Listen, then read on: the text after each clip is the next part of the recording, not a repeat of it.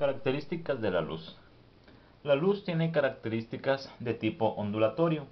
Entonces se define como un campo magnético y un campo eléctrico que viajan en forma perpendicular.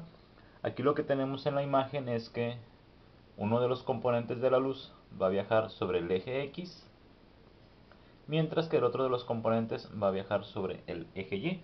Ambos campos tienen las mismas características, es decir, se mueven a la misma velocidad, misma frecuencia y misma longitud de onda.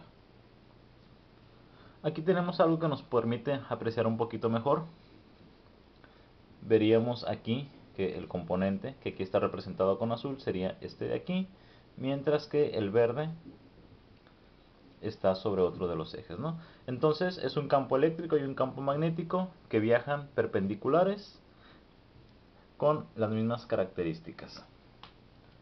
La velocidad de la luz, que se suele representar con c, es 3 por 10 a la 8 metros sobre segundo, es decir, 300 millones de metros sobre segundo, o comúnmente lo expresamos como 300.000 kilómetros sobre segundo.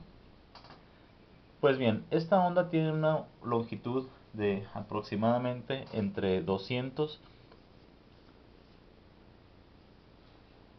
a 700 nanómetros.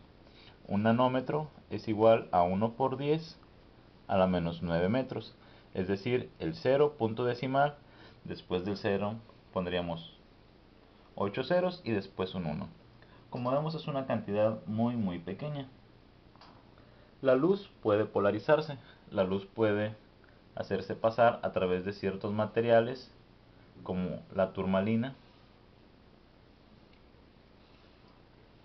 que contiene rejas muy pequeñas.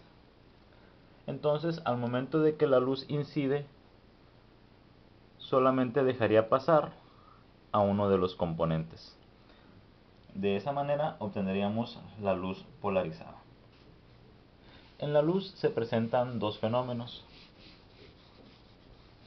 Uno de ellos es la reflexión y otro es la refracción. La reflexión se da cuando un rayo de luz incide sobre cierta superficie y entonces es reflejado. Esto ocurre, por ejemplo, con los espejos. Otro fenómeno es la refracción.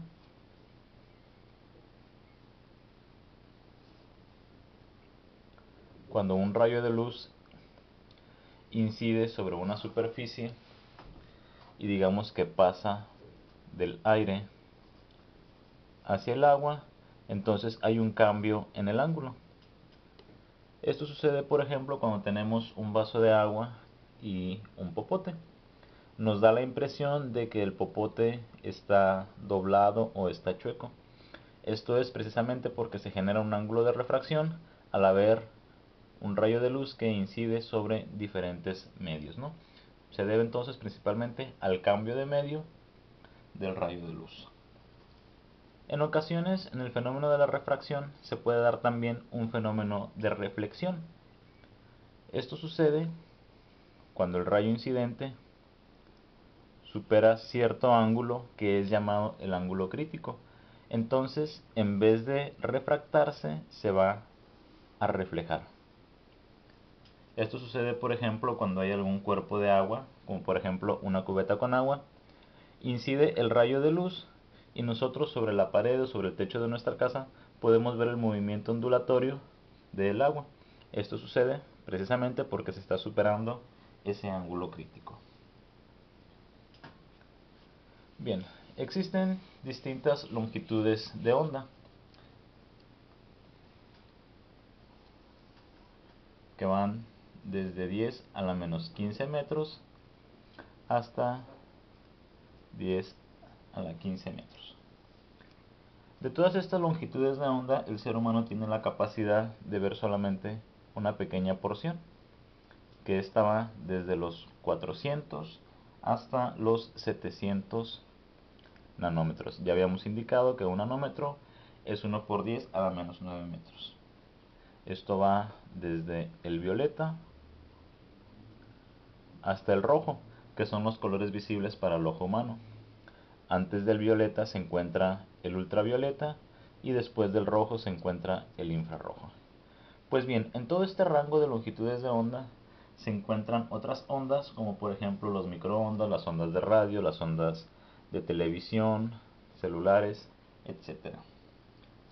Pues bien, de esta pequeña porción que nosotros tenemos capacidad de ver, a cada color le corresponde una longitud de onda característica. Entonces, por ejemplo, aquí podemos ver que aproximadamente a los 400 nanómetros nosotros observaremos el color violeta. Aproximadamente a los 700 nanómetros observaremos el color rojo.